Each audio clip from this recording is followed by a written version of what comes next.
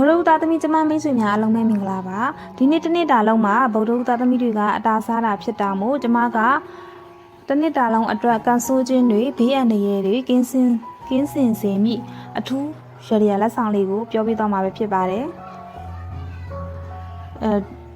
ဒီရရလက်ဆောင်မပြောခင်ပေါ့နော်ဗုဒ္ဓသာသမီများအနေနဲ့တစ်နေ့တာလုံးမှာအထူးဂရုစိုက်တဲ့အရာလေးတွေကိုအရင်ပြောပြမယ်ပေါ့နော်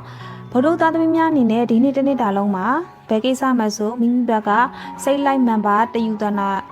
တစုထိုးတွေမလုပ်သင့်ဘူးမိမိဘက်ကတက်နိုင်တဲ့လောက်ရှော့တဲ့လောက်ရှော့ပေါ့နော်ကိစ္စတေးသေးမွားလေးတွေကနေပြီးတော့အကြီးတွေဖြစ်သွားပြီးတော့ပြဿနာကြီးကြီးကျယ်ကျယ်တွေဖြစ်သွားတတ်တယ်အခမ်းမသိရင်ထိခိုက်ဒဏ်ရာရတတ်တယ်ဆေးရုံဆေးခန်းရောက်တတ်တယ်ဒီထက်ပိုဆိုးတာပေါ့နော်အချုပ်ထောင်ကြတာမျိုးတဲ့ထိရောက်သွားနိုင်တတ်တယ်အသက်အန္တရာယ်ဆိုရင်ရတတ်တယ်ပေါ့နော်ဘာသာရေးကိုများလောက်ပါတခြားသူကမိမိပေါ်မှာဆွဆွဲလာခဲ့မယ်ဆိုရင်လည်းမိမိဘက်က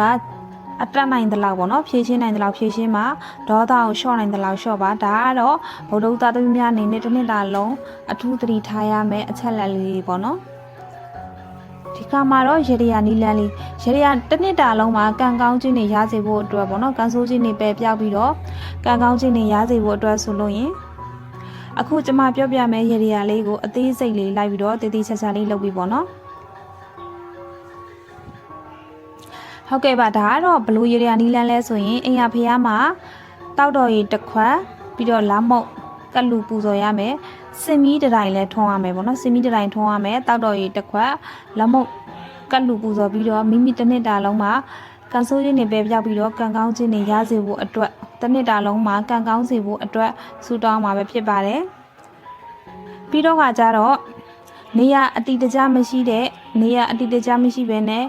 အခက်ခဲရောက်နေတဲ့သူတွေကိုရေနဲ့လက်မုတ်လှူဒန်းပေးပါပေါ့နော်ရေနဲ့လက်မုတ်လှူဒန်းပေးပါပြီးတော့ဂျိုးပြေနံပြေဖျားမှာပေါ့နော်မိမိရဲ့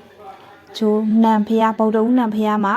ရေတက်ပယ်ပြီးတော့တစ်နှစ်တာလုံးမှာကံကောင်းစေဖို့အတွက်ဆုတောင်းပေးရမှာပဲဖြစ်ပါတယ်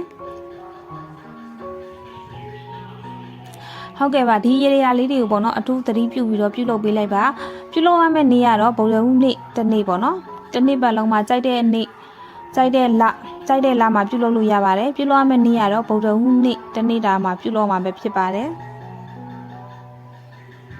ဟုတ်ကဲ့ပါဒီရေရာလှုပ်ခြင်းအဖြစ်ကျမရဲ့